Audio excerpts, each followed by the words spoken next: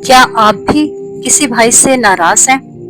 क्या कभी आपके दिल ने चाहा कि सब ठीक हो जाए, लेकिन समझ नहीं आता कि पहला कदम कौन उठाए? अस्सलामु अलैकुम वरहमतुल्लाहि वबरकातुहू मुअज़्ज़िज़ नाज़रीन। आज हम बात करेंगे दो भाइयों के दरमियान नाराजगी की। कुछ रिश्ते ऐसे होते हैं जो इंसान खुद नहीं बनाता, वो अल्लाह की तरफ से अता होते हैं। ऐसा ही एक रिश्ता है भाई का। लेकिन कभी कभी जिंदगी की मसरूफियात, कुछ कड़वे अल्फाज या कुछ गलत फहमी दो भाइयों के दरमियान फासले पैदा कर देती है। नाराजगियां बढ़ जाती हैं और हम सोचने लगते हैं कि क्यों मैं पहला कदम उठाऊं।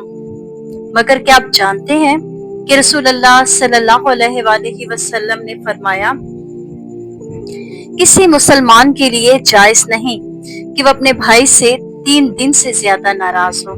तो फिर सोचिए, क्या ये अना, ये जिद इस रिश्ते से बढ़कर है जिस रिश्ते को अल्लाह ने बनाया है? अल्लाह के लिए झुकने वाला दुनिया में कभी नीचा नहीं होता। अगर आप सिर्फ अल्लाह के लिए पहला कदम उठाएंगे तो सुकून, इज्जत और कामयाबी खुद आपके कदम चूमेगी। और अगर भाई फिर भी ना माने तो याद रखें कि आपने अपना फर्ज अदा कर दिया। अल्लाह आपकी नीयत, आपकी कोशिश और आपका खलूस सब जानता है। नाराज भाई को मनाना सिर्फ रिश्ता नहीं जोड़ता, बल्कि जन्नत का दरवाजा खोलता है।